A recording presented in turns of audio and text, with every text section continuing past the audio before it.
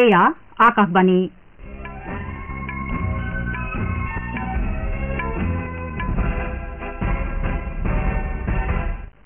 বাতৰি পঢ়িছো মৰমী কাশ্যপে বিজেপিৰ জ্যেষ্ঠ নেতা তথা প্ৰধানমন্ত্ৰী নৰেন্দ্ৰ মোদীয়ে আজি উৰিষ্যাৰ গঞ্জম জিলাৰ কানিচিত এখন জনসভা সম্বোধন কৰে ভাৰতীয় জনতা পাৰ্টীৰ জ্যেষ্ঠ নেতা অমিত শ্বাহ আৰু আৰজেডিৰ নেতা তেজস্বী যাদৱে আজি বিহাৰত নিৰ্বাচনী প্ৰচাৰ চলাব অসমত কাইলৈ লোকসভা নিৰ্বাচনত তৃতীয় তথা অন্তিম পৰ্যায়ৰ ভোটগ্ৰহণ কৰা হ'ব লোকসভা নিৰ্বাচনৰ সপ্তম তথা অন্তিম পৰ্যায়ৰ বাবে কাইলৈ অধিসূচনা জাৰি কৰা হ'ব ভাৰতীয় মহিলাৰ 4x400 মিটাৰ ৰিলে দলটোৱে পেৰিছ অলিম্পিকলৈ যোগ্যতা অৰ্জন কৰিছে আৰু IPL ক্ৰিকেট প্ৰতিযোগিতাত আজি মুম্বাইৰ ৱাংখেড়ে ষ্টেডিয়ামত হ'বলগীয়া খেলত মুম্বাই ইণ্ডিয়ানছে ছানৰাইজাৰ্ছ হায়দৰাবাদৰ বিৰুদ্ধে অৱতীৰ্ণ হ'ব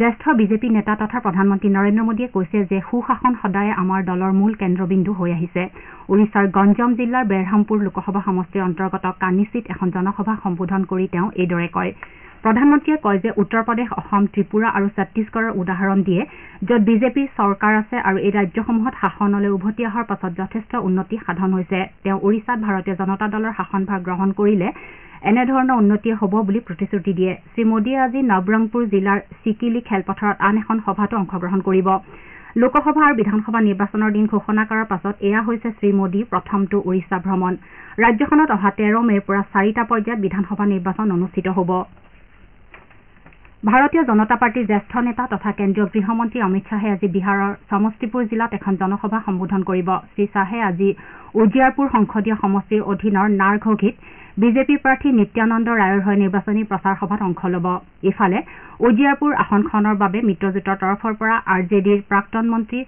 আলোক কুমাৰ মেহতাক প্ৰাৰ্থিত্ব প্ৰদান কৰা হৈছে আৰজেডিৰ নেতা তথা প্ৰাক্তন উপ মুখ্যমন্ত্ৰী তেজস্বী যাদৱেও আজি সাৰন আৰু চিৱান সংসদীয় সমষ্টিত নিৰ্বাচনী প্ৰচাৰ চলাব অসমত কাইলৈ লোকসভা নিৰ্বাচনৰ তৃতীয় তথা অন্তিম পৰ্যায়ৰ ভোটগ্ৰহণ কৰা হ'ব ইয়াৰ পৰিপ্ৰেক্ষিতত নিৰ্বাচন আয়োগে যাৱতীয় প্ৰস্তুতি সম্পূৰ্ণ কৰি তুলিছে ৰাজ্যখনত কাইলৈ লোকসভা নিৰ্বাচনৰ তৃতীয় পৰ্যায়ৰ ভোটগ্ৰহণৰ বাবে নিৰ্বাচনী কৰ্মী দলসমূহক বিভিন্ন ভোটগ্ৰহণ কেন্দ্ৰলৈ পঠিওৱা হৈছে এই পৰ্যায়ত ৰাজ্যখনৰ 4খন আসনৰ বাবে 6গৰাকী মহিলাসহ মুঠ 47গৰাকী প্ৰাৰ্থীয়ে প্ৰতিদ্বন্দ্বিতা কৰিছে ৰাজ্যত 81 লাখৰো অধিক ভোটদাতাৰ বাবে 9500টা ভোটগ্ৰহণ কেন্দ্ৰ স্থাপন কৰা হৈছে এই পৰ্যায়ত দেশৰ 12খন ৰাজ্য আৰু কেন্দ্ৰশাসিত অঞ্চলৰ 93টা সমষ্টিৰ বাবে কাইলৈ ভোটগ্ৰহণ কৰা হ'ব এই পৰ্যায়ত 1351গৰাকী প্ৰাৰ্থীয়ে প্ৰতিদ্বন্দ্বিতা আগবঢ়াব ইয়াৰ ভিতৰত 123গৰাকী মহিলা প্ৰাৰ্থীসকলৰ ভিতৰত 591গৰাকী স্নাতক বা স্নাতকোত্তৰ পৰ্যায়ৰ অৰ্হতা আছে আনহাতে 411গৰাকী প্ৰাৰ্থী 25ৰ পৰা 40 বছৰ বয়সৰ ভিতৰৰ আৰু 712গৰাকী 41ৰ পৰা 60 বছৰ বয়সৰ ভিতৰৰ উল্লেখযোগ্য যে তৃতীয় পৰ্যায়ত অসমত 4খন বিহাৰৰ 5 ছত্তীশগড়ৰ 7 গোৱাৰ 2খন গুজৰাটৰ 25 কৰ্ণাটকৰ 14 মধ্যপ্ৰদেশৰ 8 মহাৰাষ্ট্ৰৰ 11 উত্তৰ প্ৰদেশৰ 10 পশ্চিমবংগৰ 4 তথা গোৱা দাদ্ৰা আৰু নগৰ হাভেলী দমন আৰু দিউ 2খনকৈ আসনৰ বাবে ভোটগ্ৰহণ কৰা হ'ব এইটো পৰ্যায়ৰ ভোটগ্ৰহণ সম্পন্ন হোৱাৰ লগে লগে উত্তৰ পূৰ্বৰ আটাইকেইখন ৰাজ্যকে ধৰি দেশৰ 16টা কেন্দ্ৰীয় শাসিত অঞ্চল আন্দামান আৰু নিকোবৰ দ্বীপপুঞ্জ লাক্ষাদ্বীপ দাদ্ৰা আৰু নগৰ হাভেলী আৰু দমন আৰু দিউৰ নিৰ্বাচনী প্ৰক্ৰিয়াৰ সামৰণি পৰিব অসমত তৃতীয় পৰ্যায়ত হ'বলগীয়া নিৰ্বাচনৰ প্ৰতি লক্ষ্য ৰাখি জিলা প্ৰশাসন আৰু আৰক্ষী প্ৰশাসনসমূহে ভোটদাতাৰ সজাগতামূলক ব্যৱস্থা গ্ৰহণ কৰাৰ লগতে নিৰ্বাচনী আচৰণবিধি উলংঘাৰ ঘটনা ৰোধ কৰিবলৈ বিহিত ব্যৱস্থা লৈছে ভোটগ্ৰহণ হ'বলগীয়া জিলাসমূহত সতৰ্কতামূলক ব্যৱস্থা গ্ৰহণ কৰা হৈছে ইয়াৰ লগতে সংশ্লিষ্ট জিলাসমূহত সুৰা নিষিদ্ধ ঘোষণা কৰা হৈছে তদুপৰি ভোট গণনাৰ দিনা অৰ্থাৎ 4 জুনৰ দিনাও সুৰা নিষিদ্ধ ঘোষণা কৰা হৈছে এই নিৰ্দেশনা উলংঘা কৰিলে অসম আবকাৰী আইন আৰু বিধিৰ প্ৰাসংগিক ধাৰা আৰু জনপ্ৰতিনিধিত্ব আইনৰ অধীনত ব্যৱস্থা গ্ৰহণ কৰা হ'ব বুলি প্ৰকাশ কৰা হৈছে তদুপৰি যিকোনো ঠাইত 5 জনতকৈ অধিক লোক সমবেত হোৱাৰ পৰা বিৰত থকা ৰাজহুৱা সভা সমদল ইলোৱাৰ ক্ষেত্ৰত নিষেধাজ্ঞা আৰোপ কৰা হৈছে আনহাতে ভোটৰ ফলাফল ঘোষণা নকৰা পৰ্যন্ত অনুজ্ঞাপত্ৰ থকা অস্ত্ৰ শস্ত্ৰ লৈ ফুৰাত নিষেধাজ্ঞা জাৰি কৰা হৈছে লোকসভা নিৰ্বাচনৰ সপ্তম তথা অন্তিম পৰ্যায়ৰ বাবে কাইলৈ অধিসূচনা জাৰি কৰা হ'ব এই পৰ্যায়ত 7খন ৰাজ্য আৰু এটা কেন্দ্ৰীয় শাসিত অঞ্চলৰ 57খন লোকসভা আসনৰ বাবে নিৰ্বাচন অনুষ্ঠিত হ'ব এই পৰ্যায়ত উত্তৰ প্ৰদেশ আৰু পঞ্জাৱৰ 13খনকৈ পশ্চিমবংগৰ 9খন বিহাৰৰ 8খন উৰিষ্যাৰ 6খন হিমাচল প্ৰদেশৰ 4খন ঝাৰখণ্ডৰ 3খন আৰু কেন্দ্ৰীয় শাসিত অঞ্চল চণ্ডীগড়ৰ এখন আসনৰ বাবে নিৰ্বাচন অনুষ্ঠিত হ'ব এই পৰ্যায়ৰ বাবে মনোনয়ন দাখিলৰ অন্তিম দিন হৈছে 14 মে। 1 জুনত সপ্তম পৰ্যায়ৰ নিৰ্বাচন অনুষ্ঠিত হ'ব। সাব্যস্ত কৰি শক্তিশালী গণতন্ত্ৰৰ অংশীদাৰ হওক। সাব্যস্ত কৰি শক্তিশালী গণতন্ত্ৰৰ অংশীদাৰ হওক।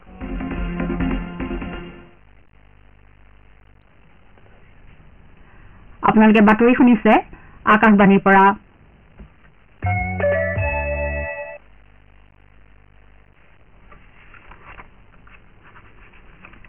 ভাৰতীয় আমেৰিকান মহাকাশচাৰী সুনীতা উইলিয়ামছে কাইলৈ বয়িঙৰ প্ৰথমটো ক্ৰুড অভিযানৰ জৰিয়তে পুনৰ মহাকাশলৈ উৰা মাৰিব।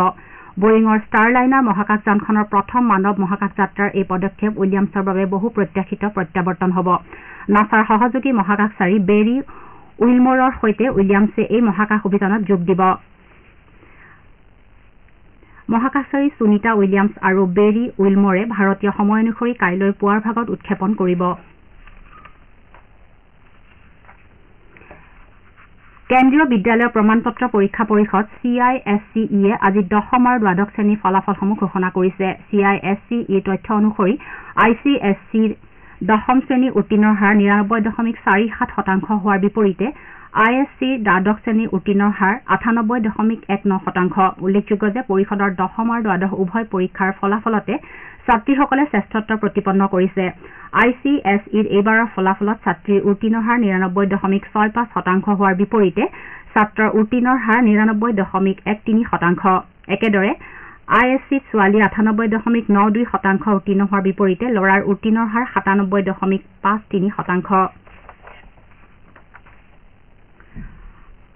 আজি নিশা 9:30 বজাত আকাশবাণীৰ দ্বিভাষিক লাইভ ফোন ইন অনুষ্ঠান পাব্লিক স্পীকত ভাৰতীয় চাইবাৰ অপৰাধ সমন্বয় কেন্দ্ৰৰ চাইবাৰ সুৰক্ষা বিশেষজ্ঞ অখিলেশ গৌৰৰ সৈতে ডিজিটেল সজাগতা আৰু চাইবাৰ সুৰক্ষাৰ চিন্তাৰ প্ৰয়োজনীয়তা শীৰ্ষক এটা আলোচনা আগবঢ়োৱা হ'ব।